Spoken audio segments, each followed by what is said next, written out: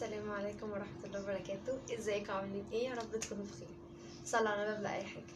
فيديو النهاردة بقى يا جماعة، احنا يوم الجمعة طبعا بان انا لسه صاحية من النوم ومش شايفة قدامي، فما علينا. النهاردة يوم الجمعة وان شاء الله. بصوا الشقة بصراحة متوسخة جدا، فانا قلت ايه بقى، كان مش عارفة اجمع الكلام. قلت اقوم بقى اروق الشقة. تعالوا معانا فلوج، يلا. روتين مش فلوج، روتين. قبل ما نبدأ متنسوش تعملوا لايك واعملوا اشتراك في القناة وتفعلوا زر الجرس عشان يوصلكوا كل جديد، وروحوا تابعوني في صفحتي على الفيسبوك. يلا بينا نبدأ. صباح الخير. في حد نمل خلاص صلاة الجمعة يعني هو احنا امبارح نايمين الساعة كام؟ مش عايزين نتكلم بقى. امبارح نايمين الساعة 3. حلوة بقى. طب انا ما بحبش يجي صلاة الجمعة واحنا مزروطين. طب ايه اللي حصل؟ طب نعمل ايه؟ في ايه في ايدينا نعمله؟ خلصي انجزي. اكروت لك وقبل الصلاة كنا فنشلك الشقة. خرجي لي السجادة دي بره. مين؟ ما يلا اخلصي. لا يا ماما، بصوا احنا قدامكم. عشان نبقى على جوجل. سجادة الأوضة مش هخرجها هاتي انا نفض يا حبيبتي، هو على التنفيض. ما على ايه؟ ما اعرفش بس مش هخرجها. ما تروقيش، انا روقان. يا لهوي مش هخرجها، مش هخبط على الكلام. هو ايه اللي بيحصل هنا ده؟ تقولي لها تعملي ايه؟ ايه اللي بيحصل هنا ده؟ هعمل يا ستي، هنضف. لا تنضفي مين؟ بصي خشي شوفي المنظر. طيب يا ماما مش، طب ما انا مش طايقه، انا مش طايقه. طب ما انا ايه ده؟ انا هخلص. ايه ده؟ شوفي بقى بلاوي. طب انا هعمل انا هعمل. لا يا ستي انا هعمل. لا والله، لا والله ستي بصي. ربنا يديني الصحة. انا عشان يا ستي يومين تبهدلوني الشقة. نبهدلك بقى الشقة على طول متبهدلة. بصوا ما يرضيش ربنا. ماما هين عليها بس تطلع لكم لايف دلوقتي. تقول لكم بصوا مش عارف ايه. تعالي بس اخرجي صلي على النبي كده. حتى النعناع سبتوه يبوظ. معلش لو انا ما طلعوش هنشفه وانتوا تسيبوه يبوظ. تعالي بس صلي على النبي، تعالي وانا هعمل لك كل حاجه. عليه الصلاة والسلام. تعالي الشقة شكلها ما يسرش على خلاص يا ستي الكل خلاص. امال انا قمت وقمطت القمطه ليه؟ ما انا هعمل. ويا جماعه كان لازم نلبي طلبات ست الكل، كان لازم، ما فيش مفر. انا بعمل لكم على الغساله ان 100 100. كانت بصراحه الدنيا مكركبه شويه، في كل حته كنت الاقي كوم هدوم، في كل ما امشي في حته في الشقه الاقي هدوم. بدات هنا بقى باوضتنا، بدات اطبق البطاطين وحطيتها على جنب كده. هنا بقى بدات اشيل الملايات والفرش السراير، بدات بقى اشيل الاكياس كده وبشيل الملايات، وبنفس ذات الملايه بنفض السرير. يلا. بوشكش بيضحي.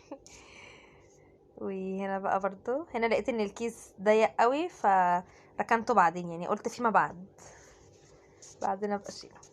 هنا بقى بعد ما شيلته طلعت فرش السراير. بعشق الطقم ده بجد، الطقم ده بحبه جدا، بحبه في الفرش قوي. بدأت بقى افرشهم كده.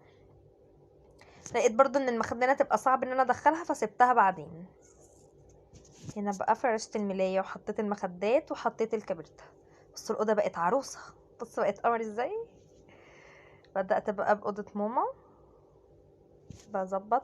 هنا ما لقيت ان الملاية يعني مش لقيتها نظيفة، اللي هي اصلا ماما بتدخل اللي هو على النوم بس.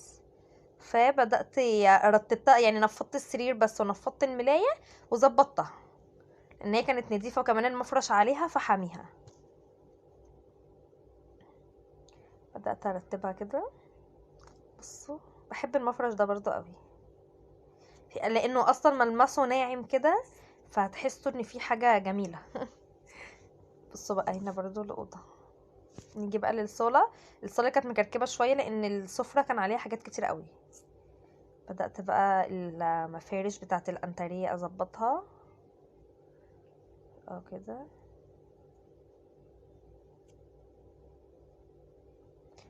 وبظبط ايادي الانتريه. جيت بقى للكنبة والنعناع بقى، كان في اطباق شعرية وازايز من غير غطيان ونعناع. بصوا كانت الترابيزة مليانة حاجات، غير بقى اللي على السفرة هنيجي دلوقتي وهتشوفوا.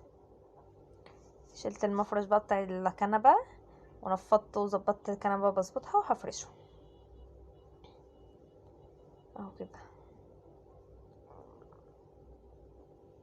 بدأت بقى ادخله من الاجناب والطرف اللي من جوه ده.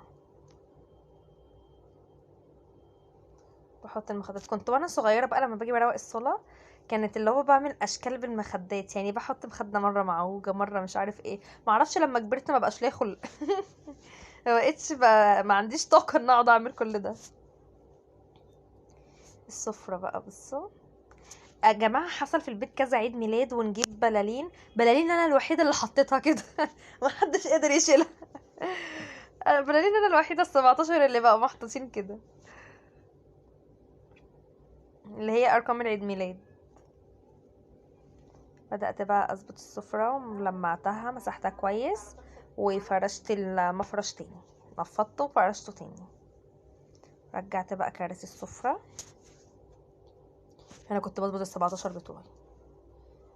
كنست بقى بدأت اكنس الارض. كان نفسي امسح والله، بس لقيت نفسي مش قادرة خلاص.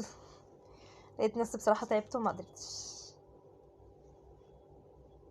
كنت بقى بس يعني نضفت الشقة تنظيف 100 يعني. وبس يا جماعة، كده الفيديو بتاعنا خلص. وما تنسوش تعملوا لايك واشتراك في القناة وتفعلوا زر الجرس عشان يوصلكوا كل جديد. وروحوا تابعوني في صفحتي على الفيسبوك.